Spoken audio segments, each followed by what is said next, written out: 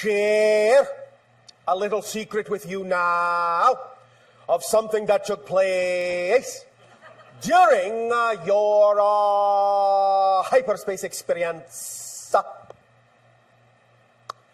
All of you mostly know that you have guides that guide you through your life. These may be individuals you have other lives with who have chosen not to become physical at this time and have chosen to remain in spirit so as to give you the guidance from the non-physical realm. They may be beings such as ourselves. They may be other dimensional beings from other levels. They may be angelic forms of consciousness and many other kinds of beings to function as guides, depending upon the nature of the challenge you are going through, the nature of the theme that you are experiencing and exploring. However, we have now, with this new experience, added a new type of guide to you.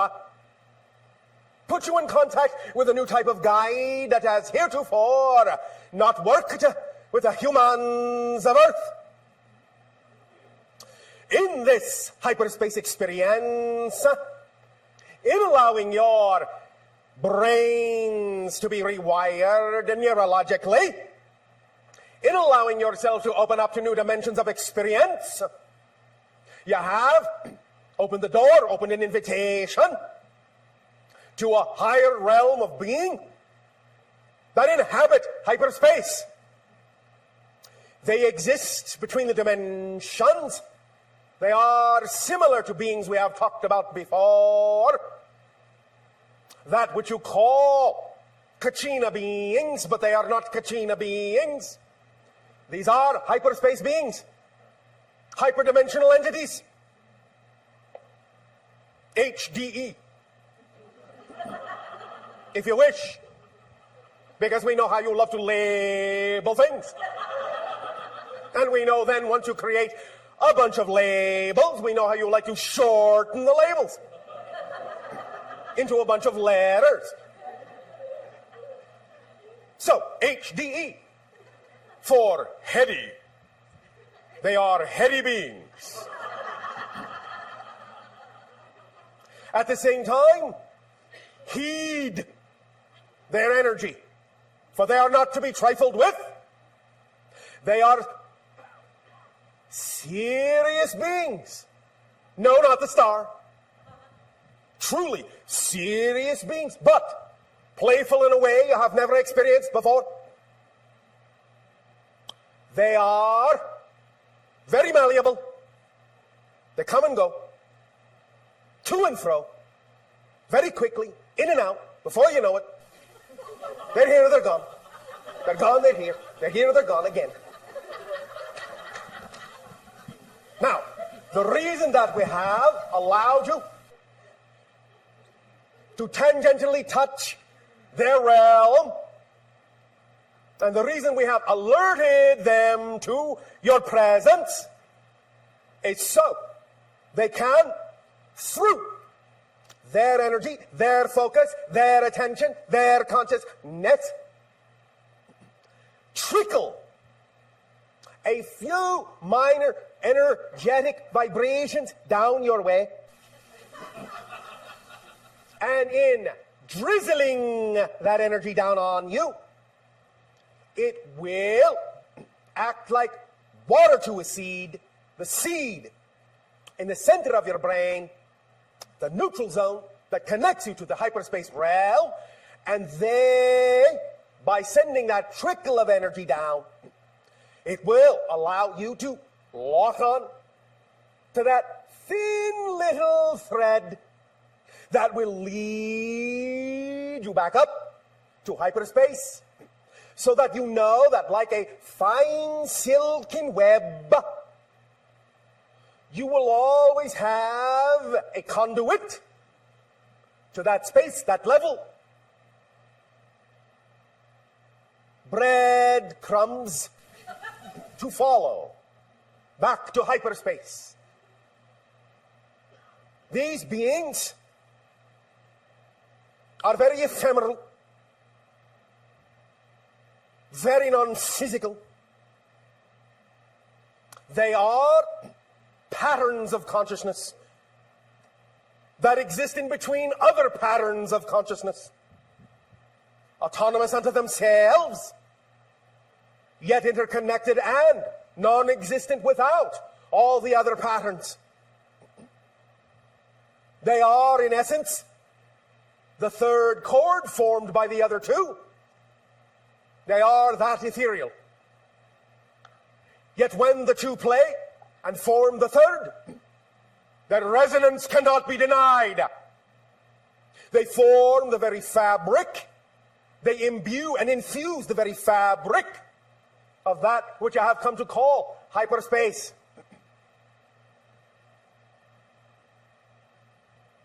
In its connection to the neutral zone that connects to all dimensionality, you can use this specific thread to focus you. When you think of, when you meditate upon the neutral zone in the center of your brain, and think of the thread leading out through your pineal gland, your third eye, out, forward, out through the back of your head, out, backward, out the left side of your head, out the right side of your head, up to infinity, down to infinity. 1, 2, 3, 4, 5, 6. And imagine the gossamer shining web-like threads going to infinity in all those directions, meeting, crossing at the nexus. Nexus. In the center, in that white hot dot of the neutral zone. You will thus then, like the spider animal on your planet, feel the hyperspace interdimensional beings pluck, pluck, pluck, pluck, pluck, pluck those webs, and feel the scintillating vibrations along those gossamer threads, feeding information into the central core of your nexus, of your neutral zone. Sound like fun? Yeah. All right. By doing this, you will be allowing them, in a sense, to play music with your essence. They will tune you like a violin. They will send resonance down the thread.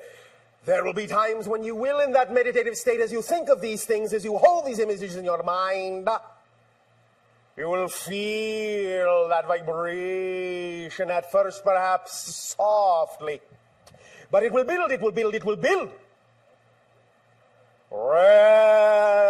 Resonating like a tuning fork in your fibers, in your being, in your subatomic wavicles, and infuse your bubble, your aura, your energy with waves, patterns, similar to what you see in the holotropic diagram. This will be how they see you.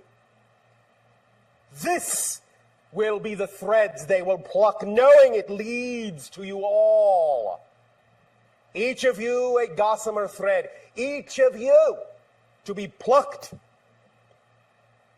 Each of you to add another note to the symphony they will play upon your threads, your strings, your webbing. As you develop a relationship with them more and more strongly, of your choosing, of course, you may begin to see In new ways, you may begin to hear new things. You may begin to feel strangely displaced, strangely disoriented. It will not last very long, but a moment it will pass. Allow, and you will be rewarded with insights, spectacular dreams, perceptions of consciousness, and creativity that will plumb the depths of your soul. As they pull on all those threads at once and raise you to new heights unimagined by your species before. This connection will also create a pathway for your species into hyperspace as you understand how to replicate our technology, as you create ships like unto ours, creations and crystallizations of our higher minds. You will then find that when you do this, the paths, the web, the coordinates, the navigation system through hyperspace will already be established between you. You may find then that some of you may begin to pop to and fro even without ships. As you slide along those webs, as you glide along those threads, to and fro, back and forth, here and there, come and go, popping in and out. They will imbue you, they will infuse you with celestial lubricant to allow you to become slippery in space and time.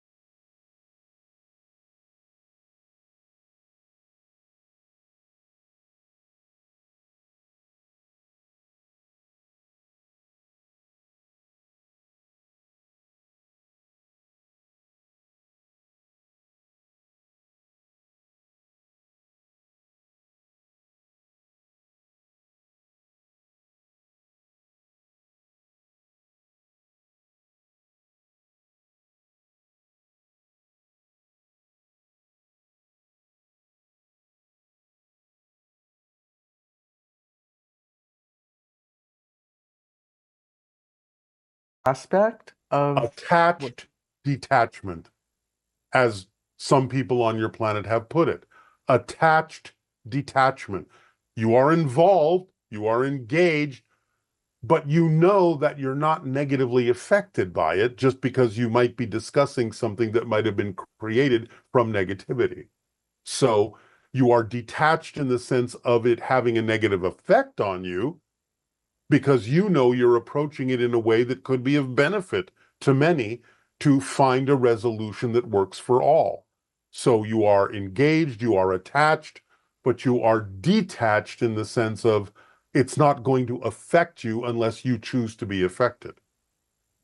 And how would you say that relates to the idea of the glass wall when you're observing things that appear to be in your reality, but you're actually seeing them through a glass wall? It's a direct analogy of what we just described. The glass wall is another way of saying attached detachment. You can observe, you can help, you can comment, you can interact, but it's not going to touch you because you are detached enough to know that you're the one that makes the choice as to what affects you, because you're affecting yourself. The only thing you ever feel is your own energy. And if you know that, That's the glass wall. Okay. This person is asking, as a mother, what is the best way to introduce your teaching or a new perspective of truth to her children?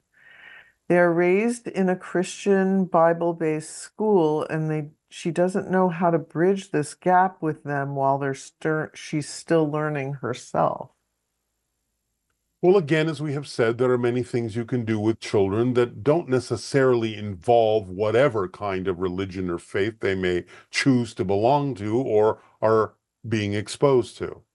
And that is the idea of using your own creative imagination to create scenarios in a safe environment, simulations, if you will, where children can be taught the consequences of the choices they make because everything is interconnected.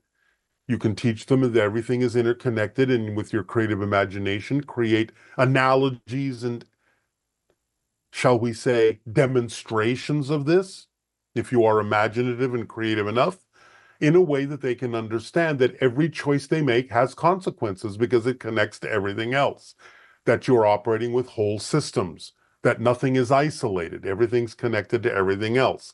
So if they can learn to make choices that are beneficial for all, for the whole, then they themselves will also be served. If they're just serving themselves, then they're cutting themselves off from the benefits of the whole. Teach them that they are as powerful as they need to be to attract whatever they truly need in life without having to hurt themselves or anyone else in order to attract that, in order to get what they need.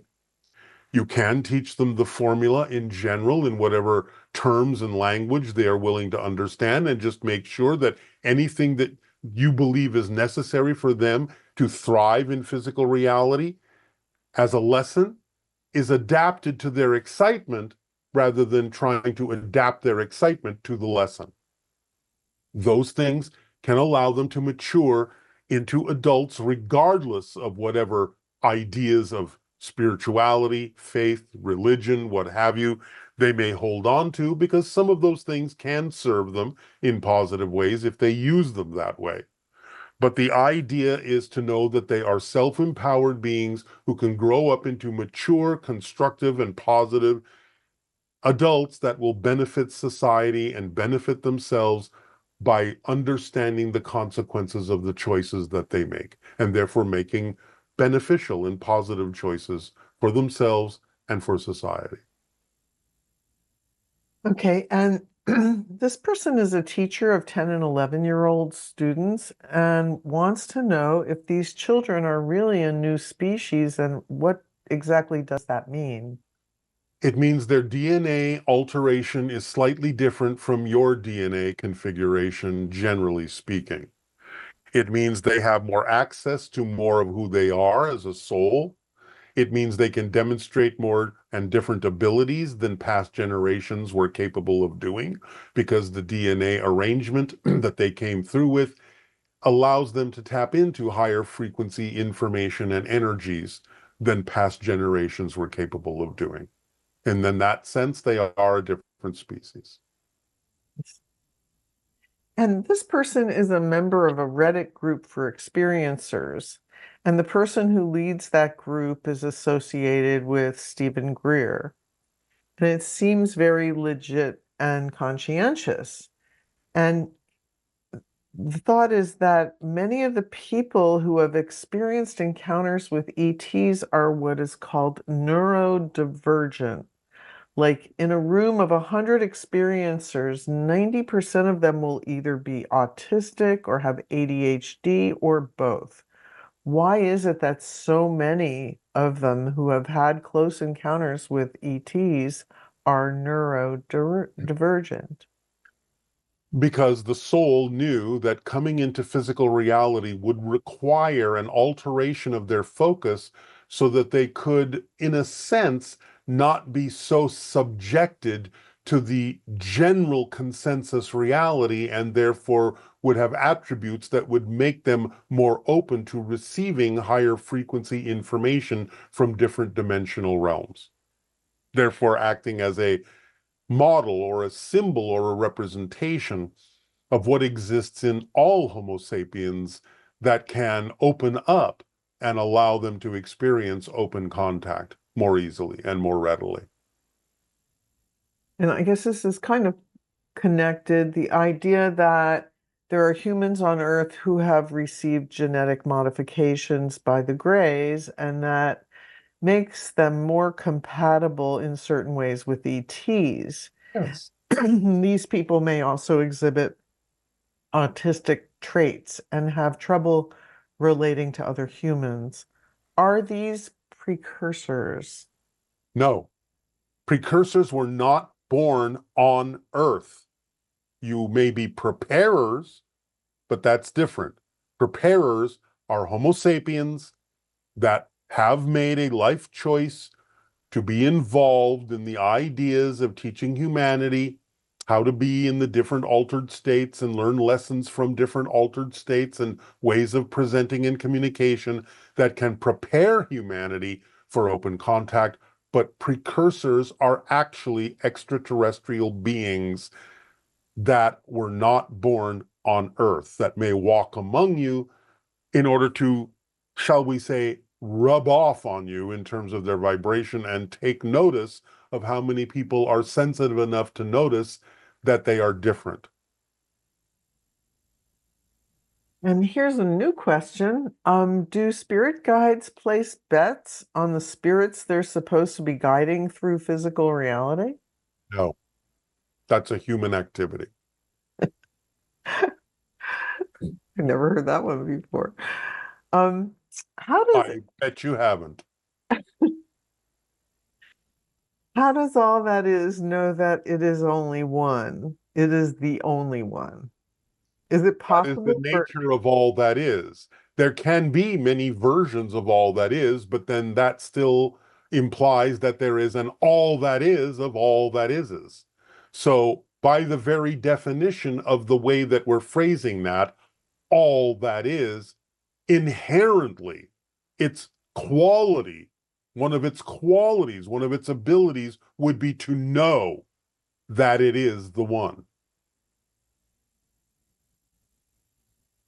Okay, so we have some questions, some ET questions. And before I do that, let's talk about a few current events.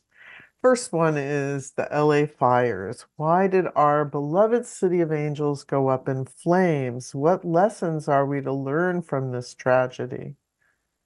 Number one, I think many of you understand that it's connected to the changes in your climate because of what has happened in your environment that has allowed the idea of your environmental weather patterns to change in such a way as to make certain areas more vulnerable to different kinds of natural phenomena, whether it be fire, whether it be flood, so on and so forth. Extremes are the result of the imbalance that has been created in nature. Climate change acts in different ways in different locations on your planet. Some places get drier, more susceptible to fire. Some places get wetter and more susceptible to flooding. Some places get colder and more susceptible to freezing. Some places get hotter and are more susceptible to desertification.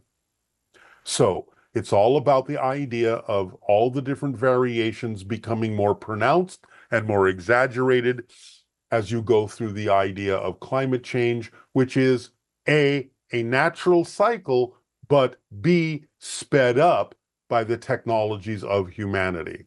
What's going on now, most likely without the technological assistance, so to speak, probably wouldn't have happened for at least another century or two. But now you have sped it up with the idea of your technologies that are in many ways destroying the environment or imbalancing it. Number And also, two, number two, the idea is to, because of the new way in which you have to deal with your environment through climate change, to stop rebuilding the same way you used to. Learn new techniques, learn how to adapt. So don't just build what was there before that is easily destroyed. Adapt and build in new ways. learn how to build with nature. All right. And is there also a level of it that has to do with like anger? Is fire representative of anger or For some people, it can purification or in case by case basis. okay. And this person would like clarification when you said that the female will lead to open contact and the male to World War III. We're not going to discuss that at this time. Okay. All right. And let's see. So what you were talking about before with the idea of fire, it doesn't have what are some of the representations spiritually that fire has for humans on a collective level? Acceleration, clearing out, rebuilding, starting from scratch, zeroing out, clean slate, purification. Those can be some representations of the idea of the experience of fire. But it can also, again, like anything, have positive and negative connotations. It can be that which is out of control. As you said, it can be the representation of anger, temper, temperature, temper. So again, it can be many things to many people. You have to take it on an individual and perhaps sometimes even on a collective group basis as to what it may represent to different people that are going through those experiences and what lessons they are willing to learn. Okay. And are there humans who have directly and extensively interacted with mantis beings and co-created hybrid children with them? No. And can Interacted with mantis beings, yes. Created hybrid children with them, no. That is not the function of the mantis being, to be involved in the hybridization agenda in that way. They are the overseers of it. They are not participating in it in the way that the Greys are. And do you personally have guides and angels that assist you like we do on Earth? Everyone does. Every being does. Can you tell us anything about your guides or your angels? Not at this time. That is a subject for another time. Okay. And you've made it clear that the hybridization program is very important for the soul growth of those who are involved. What would happen to those souls if they no longer had opportunities for growth provided by the hybridization agenda? They would find opportunities in some other agenda, in some other place, in some other scenario. Souls will always seek what they need to grow. So it doesn't matter what the scenario is. This one happens to be an opportunity that is available on Earth at this time, but souls can go anywhere they wish to gain whatever they need as a lesson that helps them grow, that helps the universe expand. Now, what we are talking about are what we will term consequential secrets. The idea of those secrets, if revealed, that would have what you would term or experience to be negative consequences. Things that you may be hiding, things that, if revealed, might cause emotional consequences, not only for yourself, but for others as well, that would not necessarily be the kind of feelings that you would prefer. Now, of course, we are not talking about secrets like, oh, we are planning a surprise birthday party, so don't tell that person. We are talking about the kinds of things that you might be doing that, if found out, would have serious or negative repercussions, not only in your life, but in other people's lives as well. This is what we are terming consequential secrets. We are not talking about the idea of necessarily revealing those secrets. We are simply talking about the idea of discontinuing the behavior that is causing those secrets. The effects of continuing behavior that creates consequential secrets on your body, on your energy, can be profound. Holding on to those things, to those secrets, to those behaviors, not only can affect you physiologically by creating constant, continuing stress on your body, on your nervous system, because of the fear of the secret being found out, but also energetically. It will color the idea of your energy, and taking that kind of energy into open contact will actually prevent you from experiencing contact in the ways that you could. Remember that in open contact, you are going to be exposed to many higher frequency vibrations of more highly developed and evolved beings that are telepathic and who would very easily sense that you're holding on to energies that do not benefit you, that do not benefit others. And it would cause a kind of repulsion effect that would prevent you from encountering those beings, because bringing that energy into contact with those higher frequency beings would cause even more distress in your body by forcing these things to the surface, forcing you to deal with them, forcing them to be exposed in ways that could be detrimental to you and others. And so in order to prevent that, contact will not occur for those holding on to the vibrational energy of consequential secrets.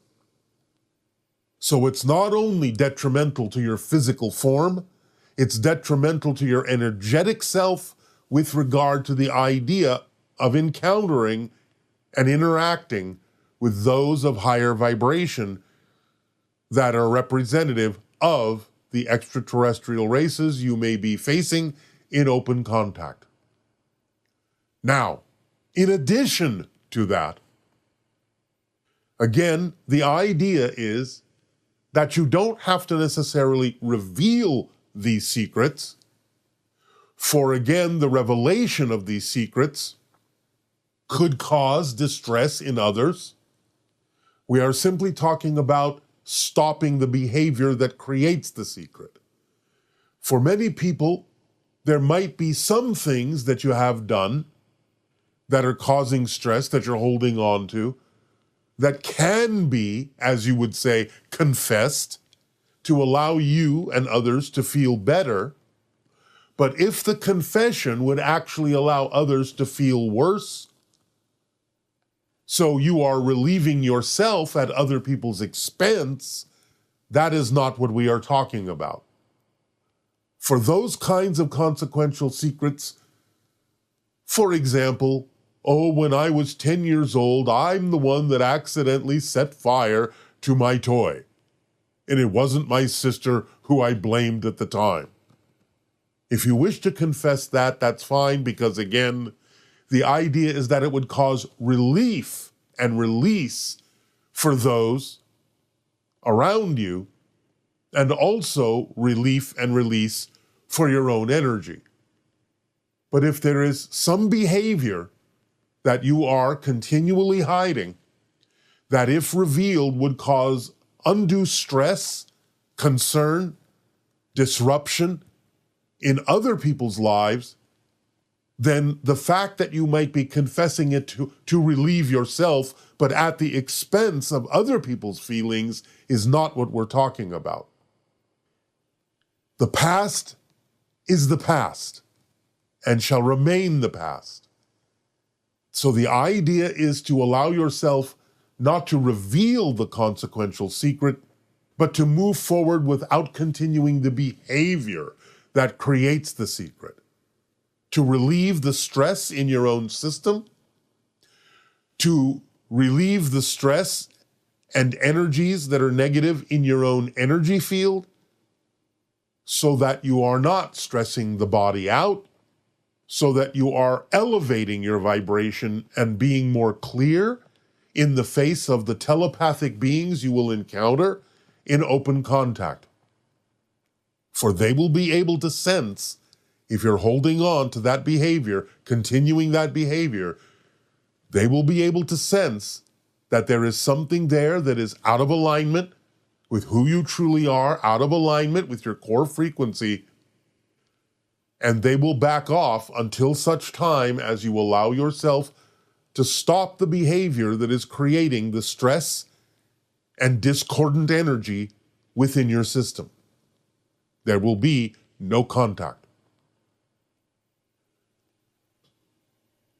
Now, in addition to that, because of the nature of the evolution and acceleration of humanity, holding on to consequential secrets of this nature as we are describing them will actually no longer eventually be possible. Circumstances and synchronicity each and every day will alter in such a manner as to actually force the secret to be revealed. Again, possibly at the consequence and expense of others as well as yourself. So in other words, circumstances that are approaching in your year of 2025, your years of 2026, will actually force secrets to the surface. If you are still doing the behavior that is creating the consequential secret, it is quite possible that over a short period of time, that secret will be revealed anyway. It will come to the surface in some way, shape, or form that you will not be able to stop. For you will not see it coming. You will not know who is watching you. You will not know what other people may say or do that may bring about the revelation of the consequential secret you have been holding on to behind the scenes. There is going to be more light in your reality, and light dispels shadows. So it will illuminate anything hiding in the shadows, bring it to the surface, and the revelation of that secret or secrets can have untold effects on what it is you may prefer to do in the future, or how it is you may try to continue to do things that you believe are positive, but may be damaged by the revelation of the secret, and may not be recoverable, depending upon how your society and other individuals within your society react to the revelation of the secret that you've been hiding. That is a consequential secret. So again, we would encourage you not to necessarily reveal the secret, but to stop doing the behavior that creates the secret, so that if asked, is this happening, you can, with all honesty and clarity in your energy, say, no, it is not happening. It is not something I am doing. In present tense. Now, the other side of the coin of that is those that would be of an intention to reveal the secret. As we have said, in this condition, in this case, the past is the past. It's not about exposing the secret. It's about stopping the behavior that creates the secret. That is more important. Again, it's not about relieving the stress on yourself at the expense of others so that they can feel worse, even though you feel better for having exposed it. It's not about that. And for those who would continue to attempt to expose it, persecution will not be allowed. So when someone may say, is this happening? And you can honestly answer no. But if they then ask, did it happen in the past? Then that persecution, because the past is the past,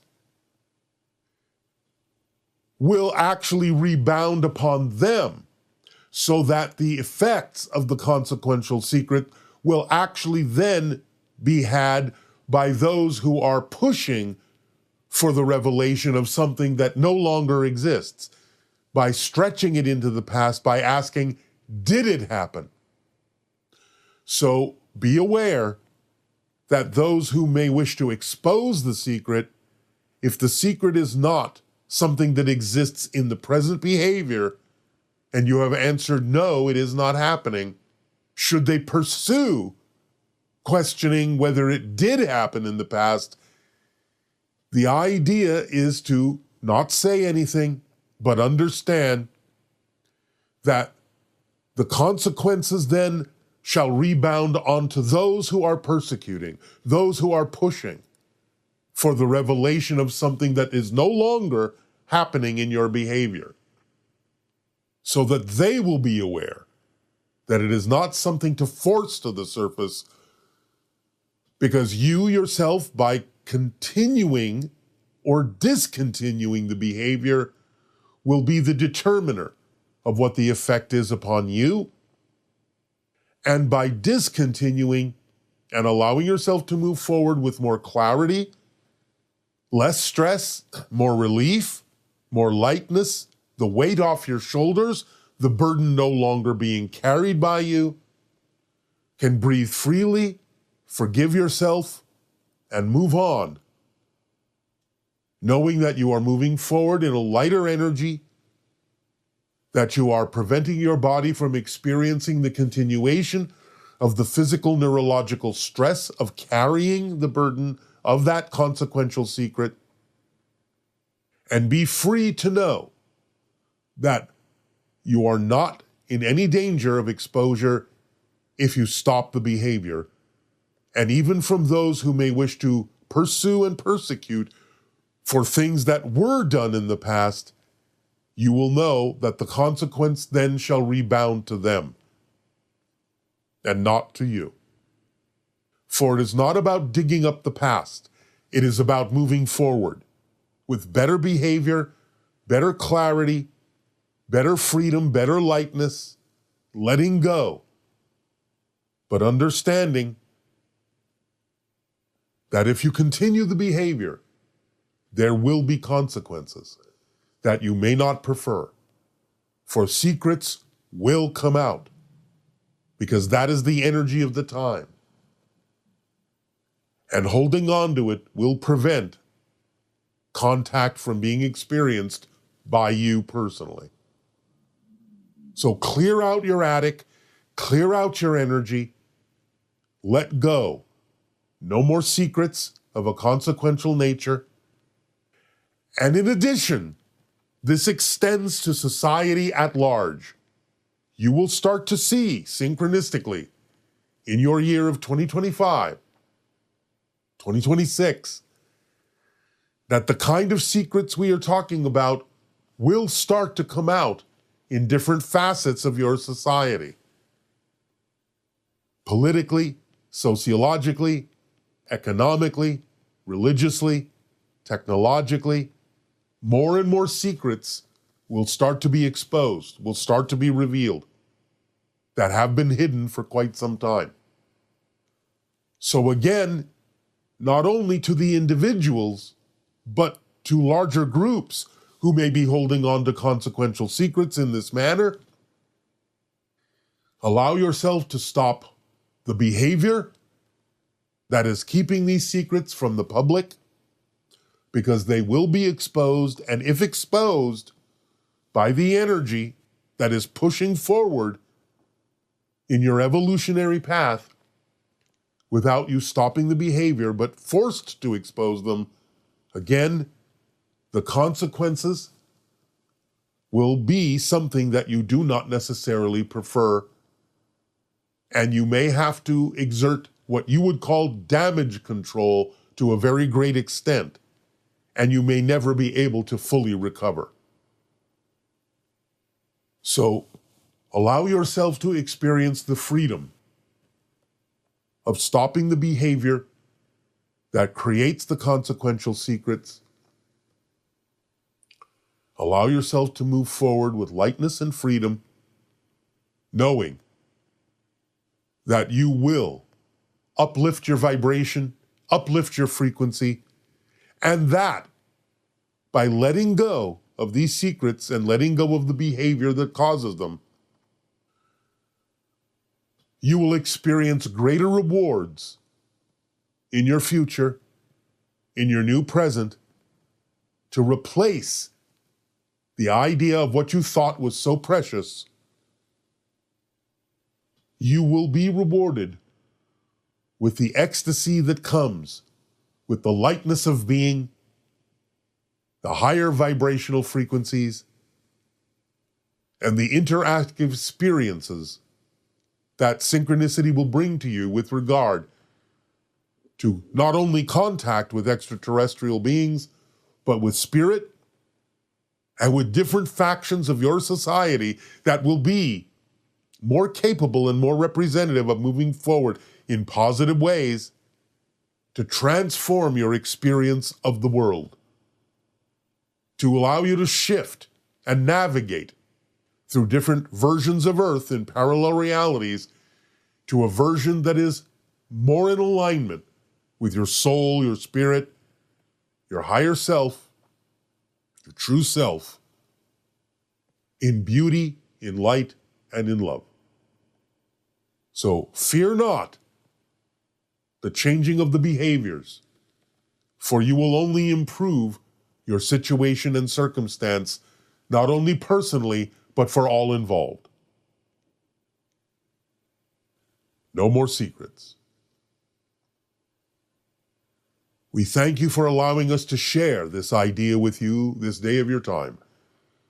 And in return for the gift you are giving us in allowing us to experience all of you, I ask, in what way may we continue to be of service?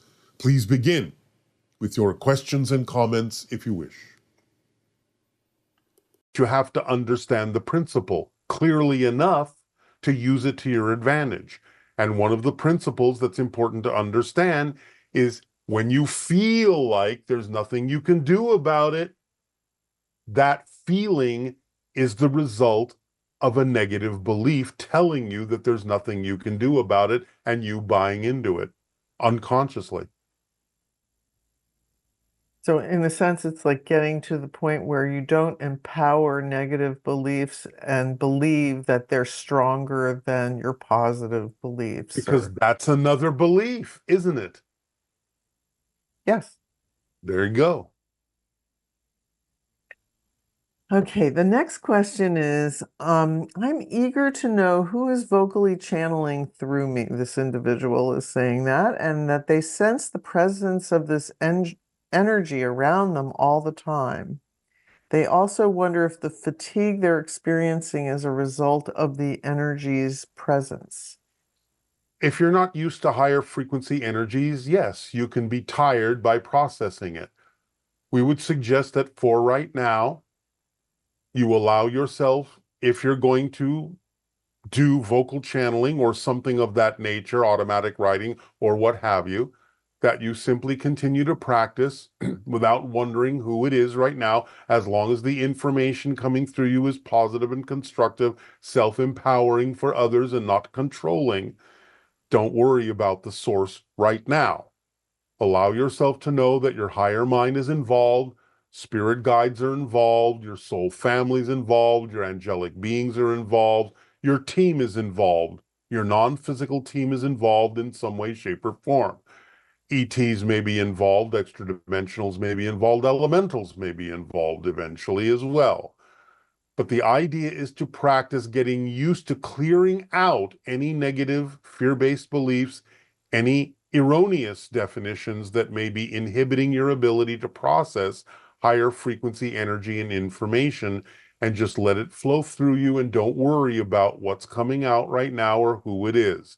Those are details that will reveal themselves in time. Again, as long as you feel that the information in some way, shape, or form is beneficial, not controlling, but self-empowering to yourself and others, and giving you an opportunity to grow and learn lessons that are important for you in your life, then just keep practicing. And our next question is, what does excitement feel like? I've been able to differentiate between anxiety and my neutral excitement through my intentions at the time, but it seems like an unnecessarily long process of elimination. Is this high vibe state of following my excitement supposed to feel neutral, or should it feel, as commonly put, exciting? It can feel either way. As we have said, even a neutral state is a positive state because it allows you the freedom to make a choice.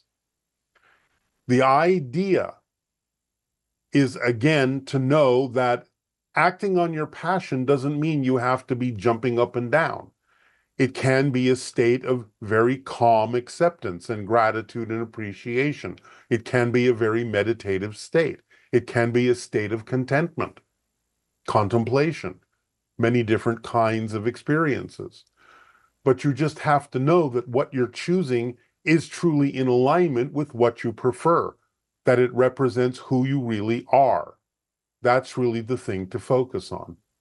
Then whatever feeling comes with that will contain whatever energies it needs to contain to bring you awareness of the lessons you need to learn and bring you clarity about what it is you're actually choosing and whether it is in alignment with who you prefer to be. Thank you. This one is, could you please elaborate about how this reality actually functions? I've heard you say that this reality is not real. Each of us is sitting in a room by ourselves talking to our own higher selves. If every person we interact with on this planet is our own version of them, do we ever actually interact with any real souls, or is everything just a reflection that each of us manifests? Everything in physical reality is a reflection of what you're manifesting, but you are interacting with real souls. It's just that in physical reality, you are interacting with your version of them, your creation of them, in the same way that when you talk to someone over your computer or your telephone, you are interacting with an electronic representation of them. So you're still interacting with a real being, but when you see somebody on your computer screen, you're not interacting with the actual being in that moment. You're interacting with an electronic presentation, electronic representation of them. So it's sort of like that. The idea that physical reality isn't real doesn't mean the experience isn't real, doesn't mean the connection isn't real. It's simply the methodology that we're describing about how you make that interface. We're simply saying the interface, in a sense, is one step removed, just because that's the nature of how physical reality is created. It's like you're creating a screen and receiving your version through your belief system filters of what that person represents to you, what that being represents to you, and they're doing the same with you. But you're still interacting with real beings on a higher level. It's just that you're deciding that you're going to interact with each other through this filter for the purpose of getting in touch with your belief systems and what you need to experience on your life path. That's just the way it works in physical reality because you're creating the simulation. So that's what you're doing, is you're using the simulation to get a reflection of what it is you're putting out, so you can use it as a guideline to figure out what you need to focus on. But you're interacting with real souls, of course. So why do people manifest things like abandonment, or being in love with someone that's not in love with them, or A all kinds of million things? different reasons. Again, case by case. Everyone has a different life path and everyone is learning different lessons. You have to take it on an individual basis. I can't give you a general answer that addresses every single case that you're bringing up. So in the sense of having the attitude to have that you're manifesting things where people aren't cooperating the way you want, or whatever the behavior is from people you care about that is not supportive of what you prefer, what is the best way to look at that in terms of how physical reality works? Well, first and foremost, always check in with yourself to make sure that you don't have expectations based on fear-based or negative beliefs that are out of alignment with the lessons you really need to learn in a situation like that.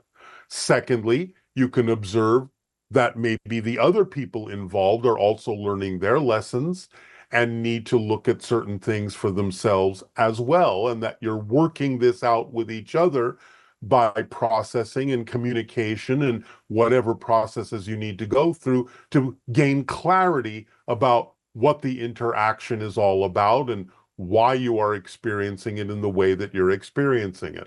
But always, first and foremost, check in with yourself to make sure that you're not insisting and that your expectations are realistic and truly representative of what's going on, that are the things you need to learn for your life path. Then you can investigate, perhaps, if the other people are willing, what's going on in their life path. But always start with yourself.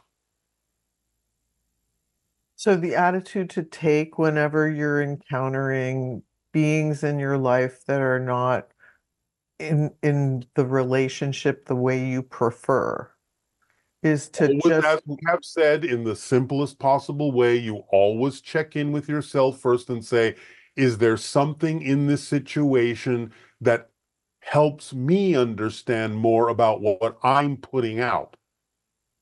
If you truly have an honest self-assessment that it has nothing to do specifically with lessons that you need to learn about your own belief systems, then you might next, as a next step, say, all right, well, maybe I'm here to reflect to them something that they need to understand to help them with their life path and their life lessons and their belief systems. But usually in your society at this point in your evolution, it's going to be something that works in all directions for all people concerned. There is always something each person can get out of it to learn about what they need to learn to become more of who they truly are. That's why relationships are so important to understand as reflective to each other, to help each other become more of who you actually are. It's very rarely only in one direction. There's always something every party in a relationship can learn for their own life path. okay, maybe this is the same idea, but this person is asking, are the challenges, trauma, and relationship issues we experience solely our own creation, or do others, circumstances, situations play a role? Is anyone truly at fault, or is there a better way to view the interconnectedness of it all? We would not use the term at fault. We would use the term life path choices to learn lessons to help your soul grow. So it depends upon the facility that you have to divine what those lessons are, absorb them, and learn them, that gives you greater and greater clarity and more expansion in your consciousness by understanding that whatever scenario is happening, there is something you can get out of it that has to do with your life path, and that your life path is always intertwined with other life paths as well, in the way that we've already described reflectively. No one is isolated. All life paths are interconnected. And the idea is to get out of it what you need to learn for yourself and to help the others also get out of it what they need to learn for themselves. But always start with yourself and what you need to learn. Okay. And can you please share your perspective on compassion? In this person's country, the word is primarily associated with sympathy and pity. While they've never fully resonated with that definition, they find it difficult to separate compassion from feelings of pity. How can you understand that and experience it in a way that is more aligned? Use the analogy of a parent and a child. When a child doesn't understand something yet, they haven't learned a certain lesson yet, they haven't learned how to navigate certain things in physical reality. Do you sympathize? Do you pity them? No. You have compassion that they are on a learning path. You love them no less, and you hold a space for them and teach them how to learn those things in a constructive and positive way. That's the feeling. You understand that they are on a path where they have chosen to learn certain things in a certain way. You hold a positive, loving space for them to be able to do so. That's what compassion is. You look beyond the idea of what may appear to be momentary and temporary limitations to the broader and bigger picture that they're on a path of learning certain things, and you don't pity a child for not knowing them. You have the largesse and the compassion to create a space for them in which they are invited to grow and to learn, and to see them as powerful souls that have chosen these lessons, that have chosen this life path to learn those lessons in that way. Pity is not necessary and is not involved when you have compassion for others. So think about the analogy of a loving parent and a child. That may help you. And on your level, do you experience pity at all? No. Why should we? The next question is discussing problems or issues in the world inherently negative or disempowering? Does talking about these topics give them reality, or is it more beneficial to focus on positive and trust in the perfection of things? Well, why can't you do both? Why isn't it this and that instead of this or that? It's not about avoidance. It's about constructive conversation, constructive and positive communication about the things that you think are important to change in your society. Avoiding them isn't the issue.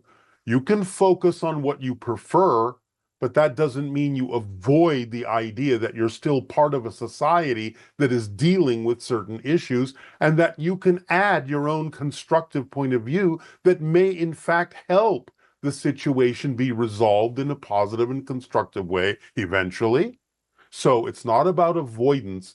It's about inclusion. It's about communication. It's about willingness to participate and be involved because you're part of a society that is dealing with issues that need resolution. But come at it from a positive and constructive point of view, knowing what is possible, knowing what is probable, knowing what could be more beneficial. But the idea is engage, but engage in a positive way. It's not inherently negative to discuss things that themselves might be negative. If you approach it from the idea of how can we make this more positive and more beneficial for all? So, of course, it's the style of the approach that makes the difference. Remember, again, it's not about what happens, it's about what you do with what happens that makes the difference. So it's not about the idea that you're discussing things that might inherently have been created negatively that pulls you into negativity or reinforces the negativity. It depends on how you approach it, of course.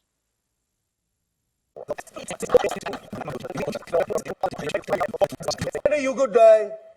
Actually, wanted to know if we can pick some more names. Nope. Nope. Nope. Nope. Nope. Okay. Thank you. There will now be a short download. All of you get comfortable.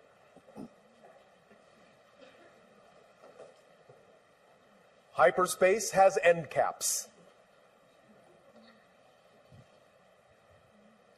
Allow yourself to now simply close your eyes, relax, take a deep breath, in, and let it out.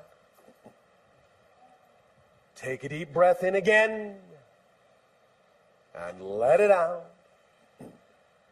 On the third time, take a deep breath in and hold it, and blow it out. And remember, in this moment, create the memory now of the experience of hyperspace, all of it in a condensed fashion. Now stop. Anytime you wish to be back in that state, take 3 breaths, blow out, feel the experience, recreate the experience, all the light, all the sound, all the shapes, all the color, all the words in one instant, and collapse it into a bright, hot, white star in the center of your brain, the neutral zone.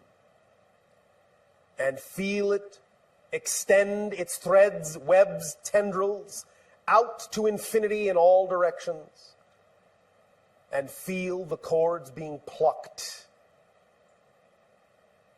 bringing you information, and feeling the resonance, the harmonizing resonance as you vibrate in accord with the rest of creation.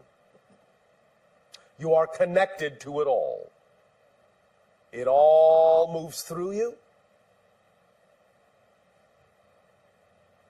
It is yours to play with. The cosmos is your playground. Just because you are on Earth does not mean you are limited. You can explore hyperspace anytime you wish, and the more you do, the more you will accelerate the ability of others to also express the idea of exploring hyperspace in a variety of ways.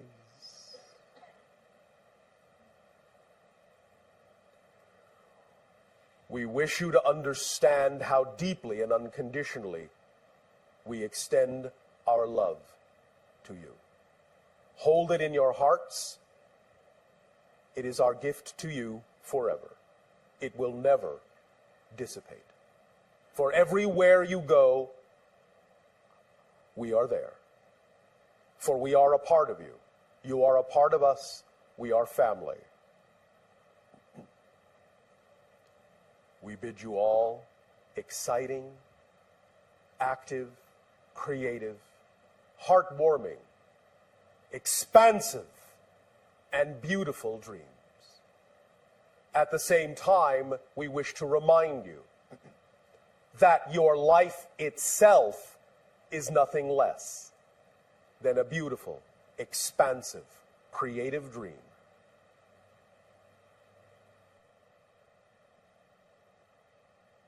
Good night, children.